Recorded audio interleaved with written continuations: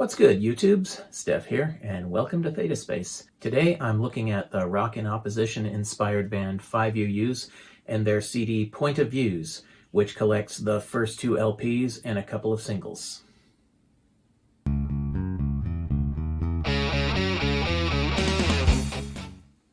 I've talked about 5UU'S already in my review of U-Totem's self-titled album. All I'm going to repeat here is that they were formed in 1984 by drummer-composer David Kerman and heavily influenced by the European rock and opposition movement of the 70s, Henry Cow being the originator and exemplar of this movement. Kerman is a fantastically skilled drummer and a good songwriter and composer as well. This CD was released on Cuneiform Records in 1996 and contains material originally released on other labels between 1984 and 1987. We've got the cover of the first LP here, Bel Marduk and Tiamat. In here we've got the cover of the second LP, Elements. All the lyrics inside here of all the songs, and just a little back cover sort of thing with the notes on the production of the compilation CD. Got the disc here, and on the back cover we have the track list and notes as to which releases each track came from and the personnel on there. The first 8 tracks come from the debut LP Bel Marduk and Tiamat, released on UR Records in 1984. The band then was Kerman on drums and keyboards, Randy Coleman and Greg Conway on guitars, John Beck on bass, and Kurt Wilson on vocals. 2 tracks have an additional musician each, and the album has 8 songs, all of them very short. The longest is just over 4 minutes, and the total playing time of the LP is just under 26 minutes. All the songs were written by Kerman, mostly. 2 of them were co-written, each with one of the guitarists, Conway on one track and Coleman on the other. As I said, Kerman is a good songwriter, but the tracks on this album aren't his best. He definitely grew and improved as his career progressed. Most of this material is musically solid, if not what I would call strong. The weakest aspect of this album and of the early 5UU'S overall is Kurt Wilson's singing. It's not exactly bad, but I just don't like it very much. The album opens with theme from Marduk and Tiamat, referencing the god of ancient Babylon and his conquest of Tiamat, the dragon queen of primeval chaos.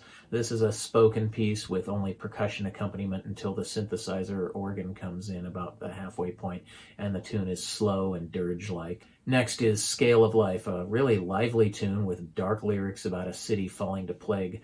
This is one of the better tracks on the debut album, along with the following track, Compromisation. Wilson's singing on that one is better. It's mellower and more laid back, except that after the first verse, his singing is doubled with a more histrionic vocal take. If you listen to Roger Waters' solo albums like The Pros and Cons of Hitchhiking or The Final Cut, you know what I'm talking about. I mean, those bits where Waters' understated singing has a backing track of him screaming the same lyrics. And the next track, Loyalty to Creation, actually doesn't feel like a proper track to me. The first part is a rhythmically disjunct instrumental, which fades out after a little over a minute, and it's followed by what sounds like a completely different song. It's a short verse that goes on for less than a minute and also fades out. It's like a couple of fragments. The next 2 tracks are just kind of there. It's tracks 7 and 8 that are the standouts on this album to me. There's the instrumental Sporting by Kerman and the other guitarist Greg Conway. This is an energetic and heavy tune with the only real guitar solo on the record, and the album closes with the more relaxed Magic Dogma and Faith. And that's the debut album, Bel Marduk and Tiamat. As an album by itself, apart from the rest of the CD compilation, I rated a 4.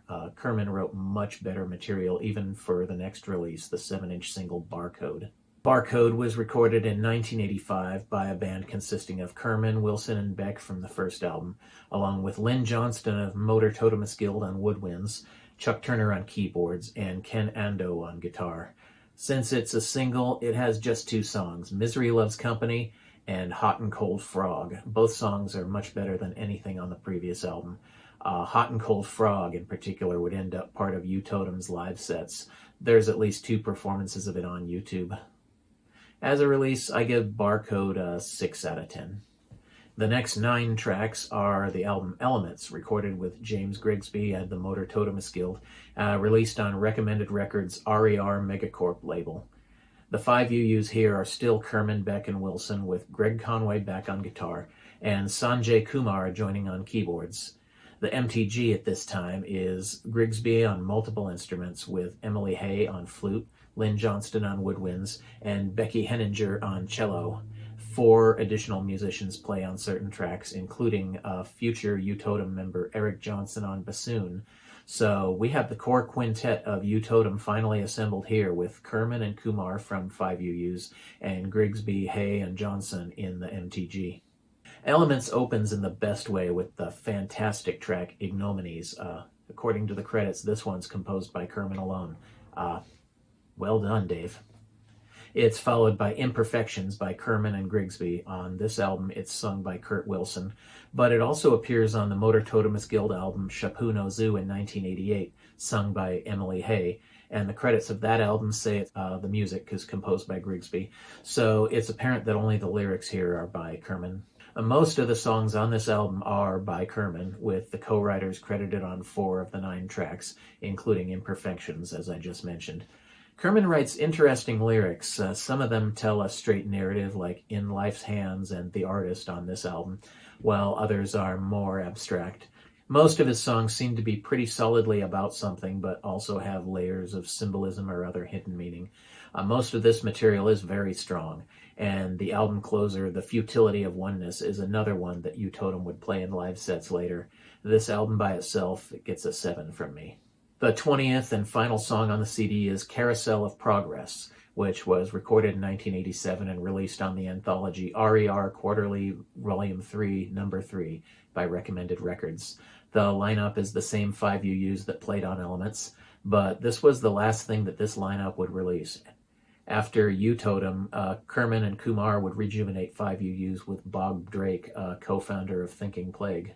So my final rating of this collection, it's still a 7. It starts weak, but it finishes strong. And it foreshadows the continued collaboration between David Kerman and James Grigsby that would culminate in the U-Totem project. If you like rock and opposition style music, it's worth picking up just for Elements and Barcode.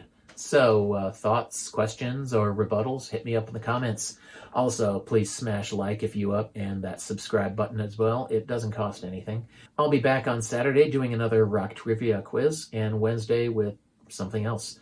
Steph out. Peace.